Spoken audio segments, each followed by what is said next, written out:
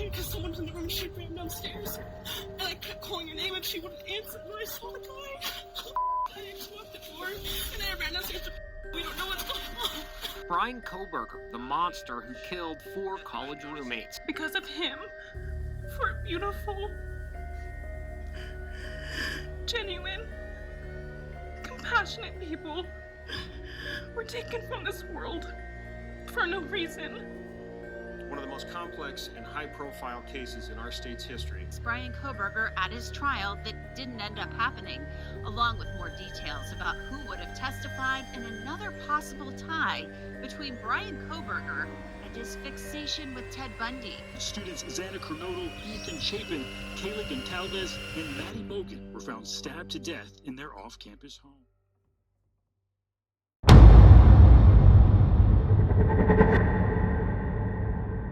In the early morning hours of November 13th, 2022, the town of Moscow, Idaho was quiet. It was the kind of quiet that only exists in small college towns after a long Saturday night. The streets, which had been filled just hours earlier with students moving between parties, bars, and late-night food stops, were now nearly empty. Porch lights glowed faintly against the darkness. Frost clung lightly to the ground, and most of the town had gone to sleep. But at 1122 King Road, the night was not over. Just hours before everything would change, police body camera footage captured a moment that, at the time, seemed completely routine. Officers responded to a noise complaint at the King Road residence. The footage shows flashing red and blue lights cutting through the darkness, illuminating the front of the house. Music can be heard faintly in the background. Voices, young, carefree, unaware, echo from inside and around the property. College students step outside, some laughing, some slightly annoyed, others trying to explain to officers that the party is already winding down. The officers are calm. This isn't unusual. This house, positioned slightly elevated above the street with its multi-level layout and open backyard, is known as a social hub, a place where people came and went freely, a place where doors were often unlocked, a place built on familiarity, routine, and trust. On the body cam footage, nothing appears out of place. No signs of danger, no sense of urgency, no indication that within hours, this same house would become one of the most infamous crime scenes in modern American history. As officers speak with the residents, you can see the structure of the home clearly. Lights are on inside. Shadows move behind windows. People walk in and out. It feels alive, normal, safe. But somewhere beyond the frame of that footage, beyond the flashing lights and casual conversations, a sequence of events was already beginning to unfold, because while the house settled down, someone else was still awake.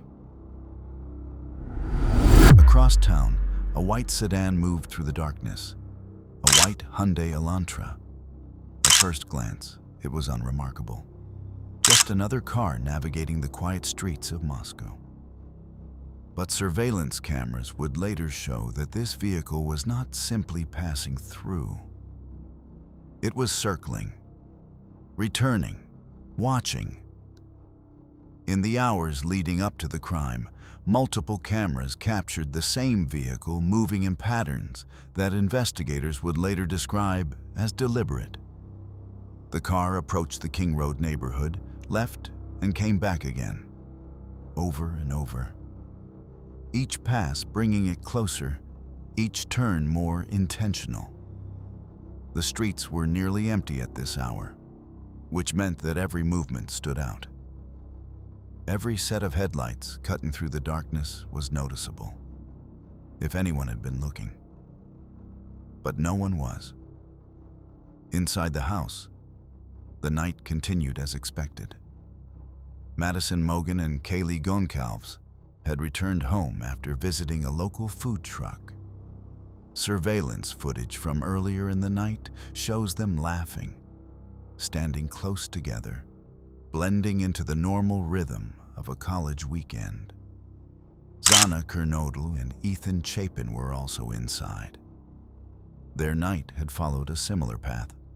Social gatherings, time with friends, the kind of routine that felt predictable and safe.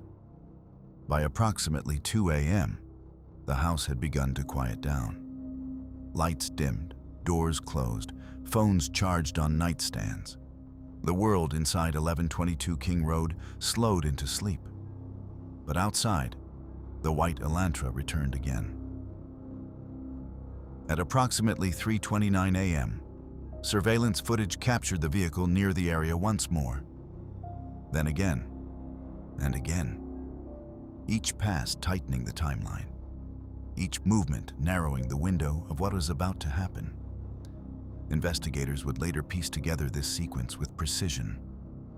The car didn't just arrive once. It approached multiple times, as if waiting, as if calculating. At some point, the vehicle made a final approach. And then, it stopped. Inside the house, small details marked the last known moments of normalcy. A DoorDash delivery arrived around 4 a.m. It was a simple interaction. Food dropped off. No alarm. No indication that anything was wrong. This detail would later become critical because it placed the house in a very specific moment in time. Awake, active, not yet overtaken by what was coming. Shortly after, lights in parts of the home were still on. At approximately 4:04 a.m., the white Hyundai Elantra was seen making another pass. This time, it didn't circle away. It stayed. The vehicle parked near the residence. What happened next would only be partially reconstructed through evidence, digital data, and the account of a surviving roommate. But one thing is clear. This was the moment everything shifted. Inside the house, most occupants were asleep or preparing to sleep, unaware. Unaware of the vehicle outside, unaware of the person moving toward the house, unaware that the familiarity of their environment, the unlocked doors, the shared spaces, the trust was about to be exploited. Sometime after 4 a.m., a figure entered the home. No forced entry that drew attention, no immediate alarm, just a silent breach into a space that had always felt safe. Minutes later, a surviving roommate would later describe hearing sounds, footsteps, movement. At one point, what sounded like someone saying, "There's someone here." But even then, confusion dominated. In a house where multiple people lived, where friends came and went, where noise was common, even late at night, nothing immediately registered as a threat. Not yet. At approximately 4:17 a.m., a nearby security camera picked up something that would become one of the most chilling pieces of evidence in the case. Audio. Distorted, but unmistakable. A dog barking, voices, and a loud thud. It was brief, just seconds. But it marked the moment when Slint's was broken. Then, nothing. Minutes later, the same white Hyundai Elantra was captured on surveillance again. This time, it was leaving, quickly. The vehicle accelerated away from the area, turning through the streets of Moscow before disappearing into the darkness. By approximately 4:20 a.m., it was gone. Inside 1122 King Road, everything was still. No calls to police, no immediate emergency response, just silence. The kind of silence that, hours later, would raise questions.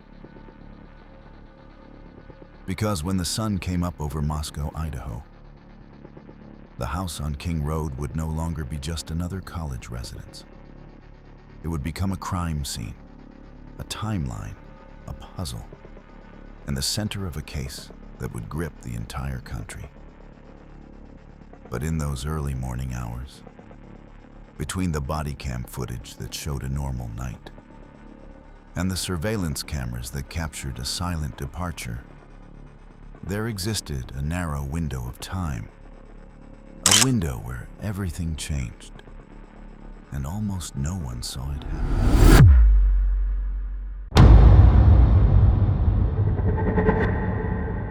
When the sun rose over Moscow, Idaho on November 13th, 2022, nothing about the morning felt unusual. At least, not at first. The town woke up the same way it always did. Quiet streets, cold air, a typical Sunday. But inside 1122 King Road, something was wrong. Hours had passed since the last known activity inside the house. Phones had gone unanswered, doors remained closed, and the silence, once ordinary, had become something else. Heavy, unnatural. By late morning, surviving roommates began to realize that something wasn't right. Calls were made, texts went unanswered, attempts to reach the others failed. At some point, concern turned into panic, and just before noon, a 911 call was placed. 911 location of your emergency. Something is happening. Something happened in our house. We don't know what. What is the address of the emergency? 1122.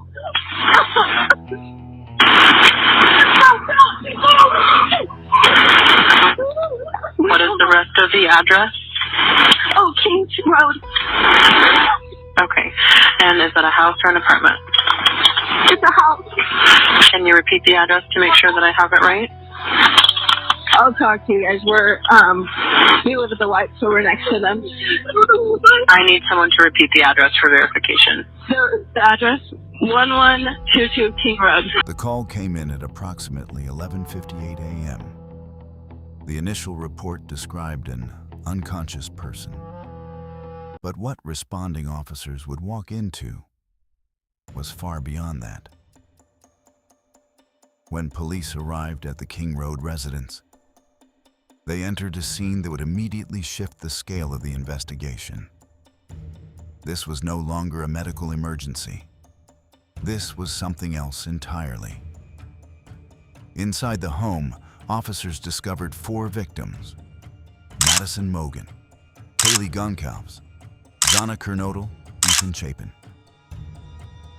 The scene was described by investigators as complex, layered, and deeply disturbing. But in those first moments, one thing became clear. This wasn't random chaos. There was a sequence, a pattern, a timeline that had unfolded in the dark hours of the morning. Word spread quickly. At first, within the neighborhood, then across campus, then across the country. The University of Idaho community was shaken. Classes were canceled. Students left town. Parents demanded answers. And fear, real tangible fear, set in. Because for days, there was no suspect. Law enforcement faced immediate pressure. How had something like this happened? How had someone entered a home filled with people and left without detection? Investigators began reconstructing the timeline, piece by piece, frame by frame. They reviewed body cam footage from earlier that night, the same footage that showed flashing lights, laughter, and a normal college scene. Now it felt different, not because anything obvious had changed, but because everything that followed had. Then came the surveillance footage. Across Moscow, cameras had quietly recorded the movements of a single vehicle, a white Hyundai Elantra. At first, it was just another lead. But as footage was pulled from multiple locations, a pattern began to form. The same car, the same routes, the same repeated passes. It had been there before, during and after. Investigators tracked its movements through the early morning hours. 3:29 a.m., 4:04 a.m., 4:20 a.m. Each timestamp tightening the timeline, each frame bringing them closer to an answer. But they needed more. Then came a critical breakthrough: DNA. On a knife sheath recovered from the scene, investigators found a single source of male DNA. It was small, but it was enough. Using investigative genealogy and database comparisons, law enforcement began narrowing their focus. Eventually, the name surfaced: Bryan Kohberger, a PhD criminology student studying criminal behavior just miles away. As investigators dug deeper, the case against him began to build. Cell phone records placed him near the King Road residence multiple times prior to the incident. Late-night movements, repeated visits, a pattern that aligned with surveillance footage. His phone went silent during the exact window of the crime, then came back online shortly after. The white Hyundai Elantra registered to him. Everything began to converge. In December 2022, law enforcement tracked Kohberger across the country to Pennsylvania. Surveillance teams monitored his movements, watched, waited, built the case. Then, in the early hours of December 30th, they moved in. Bryan Kohberger was taken into custody. The arrest brought a wave of relief, but also new questions. Kohberger was formally charged with 4 counts of first-degree murder. And, as the case moved through the legal system, the evidence presented by investigators painted a detailed picture of what they believed happened inside 1122 King Road. From surveillance footage, to cell phone data, to DNA recovered at the scene, each piece added to a growing narrative. Kohberger has maintained his right to a trial, and as of now, he remains awaiting that final judgment in court. But in the eyes of investigators, and in the timeline they reconstructed, the events of that night are no longer a mystery. Why this house? Why these victims? How had someone studying criminal behavior allegedly carried out such an act? As details emerged, the case only grew more unsettling. Because this wasn't just about what happened inside that house. It was about how it happened. A quiet neighborhood, an unlocked door, a routine night. All of it had created the perfect conditions for something unthinkable. And yet, for weeks, it had gone unnoticed. Today, the house at 1122 King Road is gone, demolished, removed for the landscape. But the story remains, not just as a case file, but as a reminder of how quickly normal can turn into tragedy, of how small details, a passing car, a quiet street, a routine night, can become critical pieces of something much larger, and of the narrow window of time where everything changed. Because on November 13th, 2022, in the early morning hours, while most of Moscow slept, someone was watching, someone was waiting. And in just minutes, 4 lives were taken. If you've made it this far, you've just walked through one of the most chilling timelines in modern true crime.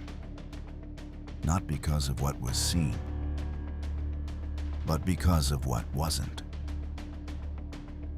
The missed moments, the unnoticed movements, the silence between events. Cases like this don't just live in headlines. They live in the questions they leave behind. If you want more deep cinematic breakdowns like this, subscribe to Global Case File. Because some stories aren't just told, they're reconstructed, frame by frame. Global Case File.